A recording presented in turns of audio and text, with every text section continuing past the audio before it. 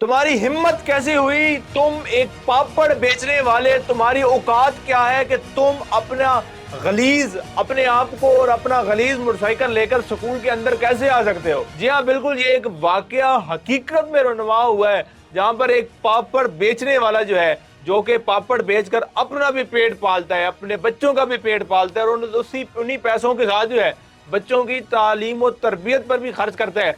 जब ये पापड़ फरोश बच्चे को लेने के लिए स्कूल पहुंचता है तो उसकी गलती क्या है? गलती नहीं बल्कि गुस्ताखी, हम कहें कि उसने गुस्ताखी क्या कर दी बादशाहों की शान में, कि ये अपना मोटरसाइकिल जो है वो लेकर स्कूल की हदूद के अंदर चला गया।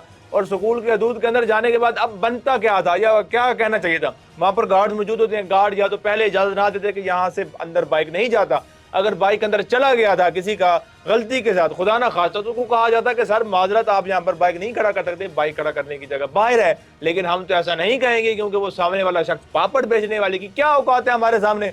हम तो ठहरे पढ़े लिखे, हमने तो डिग्री हासिल की हुई है, हम तो बड़ी सीटों पर बैठे हैं। हम क्यों किसी के साथ शराफत से बात करें? हम क्यों किसी के साथ इखलाक से बात करें? हम तो उसके साथ इखलास और खलूस से बात करेंगे जिसके साथ हमारा मतलब होगा। जो शख्स हमारा काम करेगा हम तो उसके साथ खलूस से बात करेंगे। बाकी लोग तो कीड़े मकोड़े, बाकी लोग तो छोटे छोटे काम करने वाले, इनके बच्चों को हम पढ़ाते हैं और इनके साथ खलूस से भी बात करेंगे हम? ना बाबा ना, इनको तो हम जलील करेंगे, इनको तो हम मारेंगे, गालम गलौज करेंगे बच्चों के सामने, बल्कि उसके अपने बच्चे के सामने उसको जलील करेंगे। और यही कुछ हुआ स्कूल के अंदर, जब ये पापड़ फरोज बाइक लेकर अंदर चला जाता है गलती के साथ। उसके बाद आपस में इनके एक मुकालमा होता है। मुकालमा होने के बाद जो वहाँ के प्रिंसिपल हैं, वहाँ की इंतजामिया होती है, उनका जो एक ये कह लेंगे, उनको महसूस होता है कि हमारी तो शान में गुस्ताखी हो गई है। किसकी ऐसी जुर्रत कि हम लोग तो इतने तालीम याफ्ता हैं, हमने तो इतनी तालीम हासिल कर रखी है, हमारे पास तो डिग्रियां हैं, किसी की क्या जुर्रत के वो हमारे सामने बोले? तो आपकी ये जो डिग्रियां हैं, ये मेरे ख्याल में लानत की तरह आपको अपने मुंह पर मार लेनी चाहिए, क्योंकि डिग्रियां, तालीम और बड़ी सीट ये नहीं सिखाती कि कोई अगर हमसे छोटा है, कोई हमसे कमतर है, तो हम उसके साथ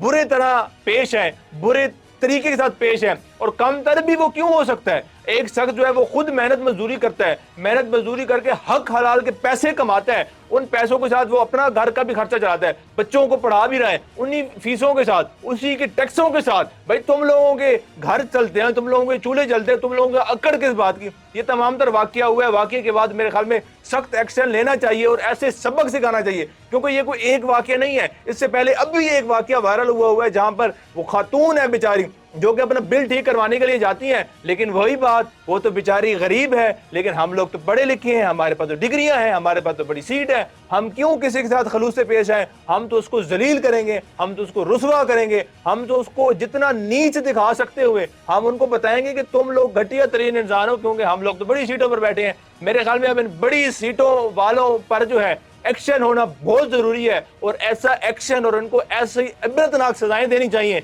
कि फिर अगर कोई भी शख्स इनके सामने जाता है तो वो कम से कम वो कांप या डर ना रहा हो कि मेरे तो जो हाथ हैं वो इसलिए मैले हैं या इसलिए गंदे हैं क्योंकि मैं बाहर से हक हलाल की रोजी कमा कर आया हूँ, तो ये जो बड़े लोग हैं ये मुझे नीच समझेंगे। तो मेरे ख्याल में इसलिए इनको अब सबक सिखाना लाजमी है, और हुक्मरानों को चाहिए, हुकूमत को चाहिए, इंतजामिया को चाहिए, इनके खिलाफ सख्त एक्शन ले।